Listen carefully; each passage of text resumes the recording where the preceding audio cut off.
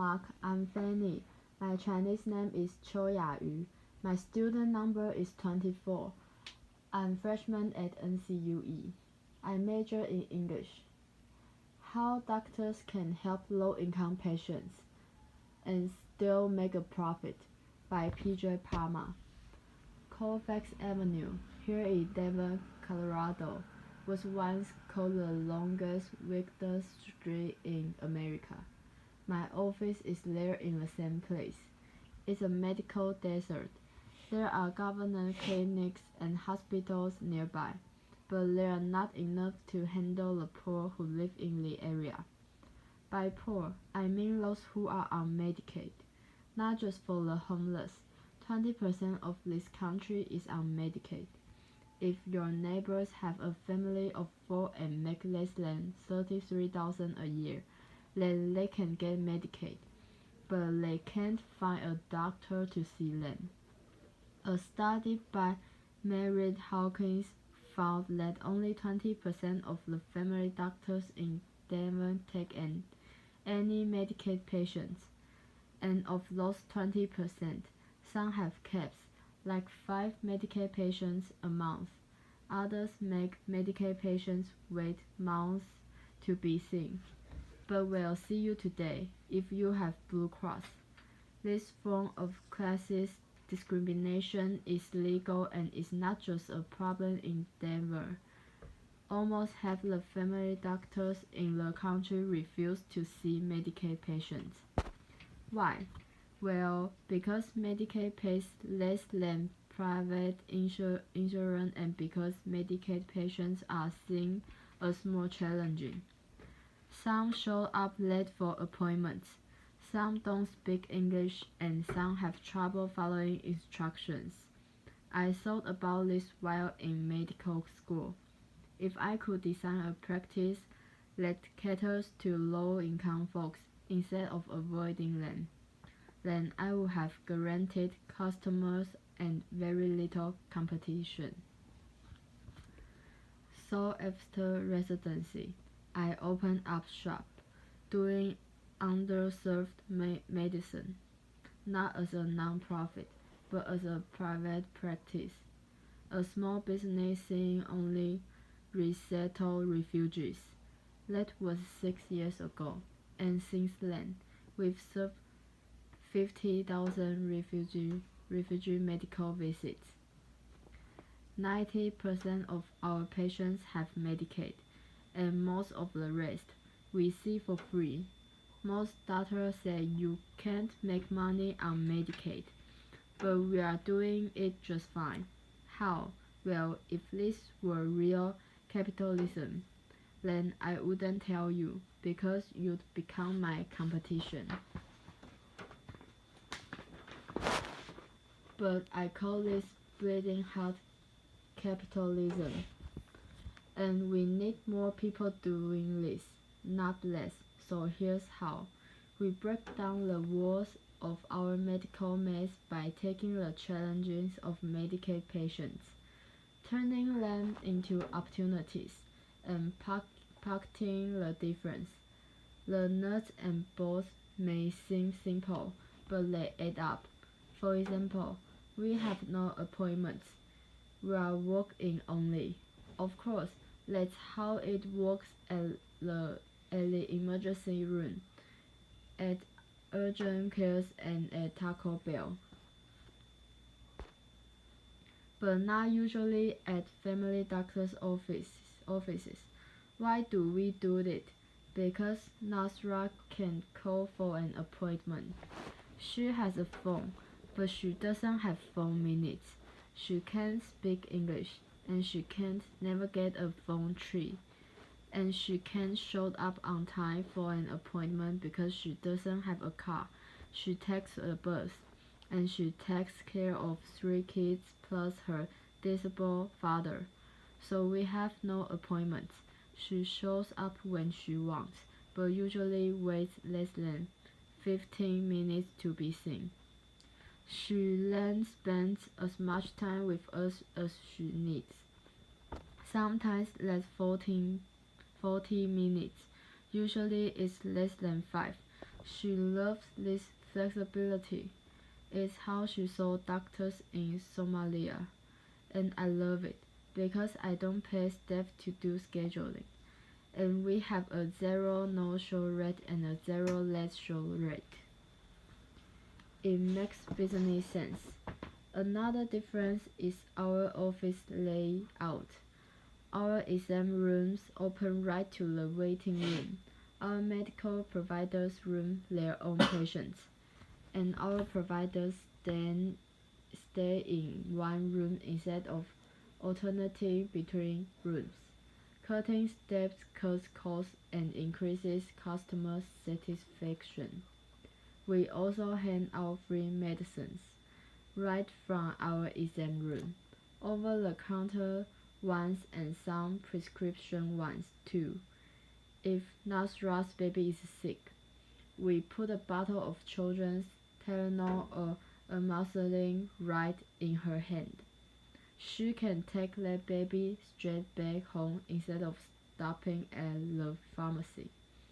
I don't know about you, but I get sick just looking at all those choices.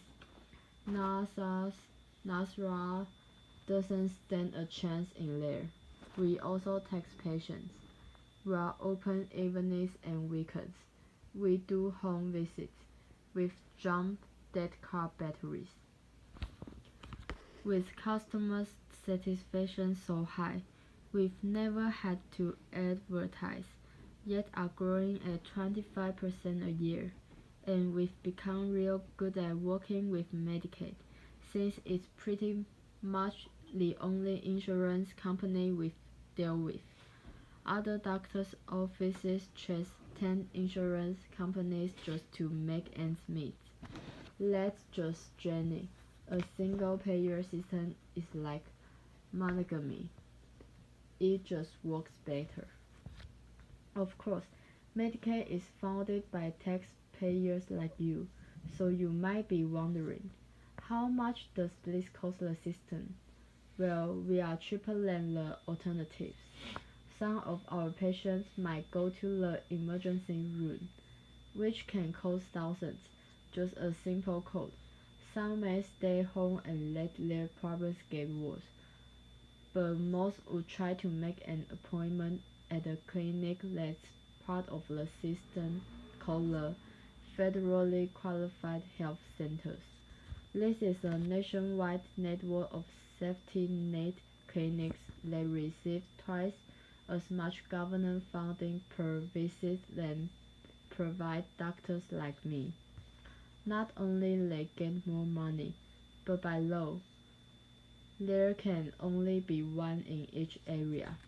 That means they have a monopoly on special funding for the poor. And like any monopoly, there's a tendency for cost to go up and quality to go down. I'm not a government entity. I'm not a non-profit. I'm a private practice. I have a capitalist drive to innovate.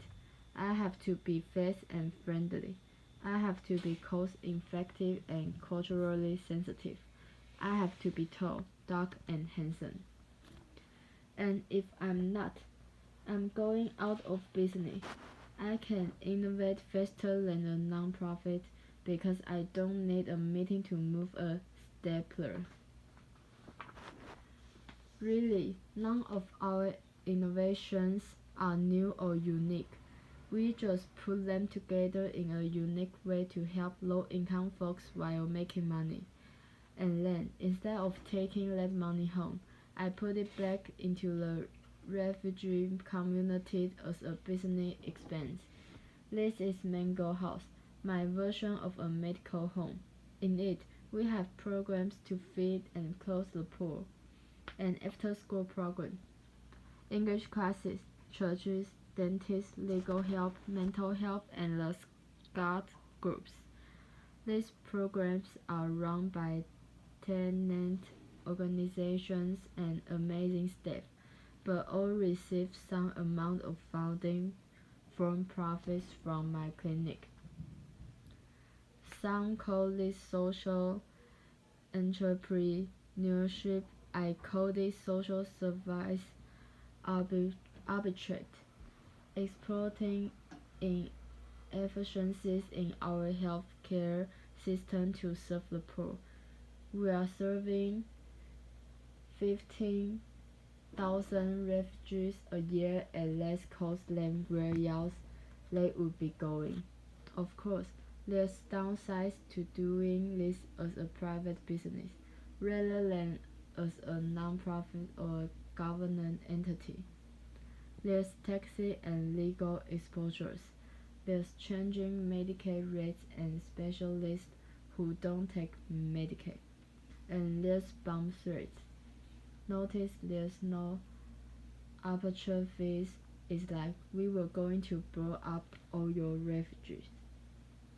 We were going to blow up all your refugees. But then we went to your English class instead. Now, you might be thinking, this guy's a bit different. Uncommon. A communal narcissist. A unicorn maybe, because if this was so easy, then other doctors would be doing it. Well, based on Medicaid rates, you can do this in most of the country.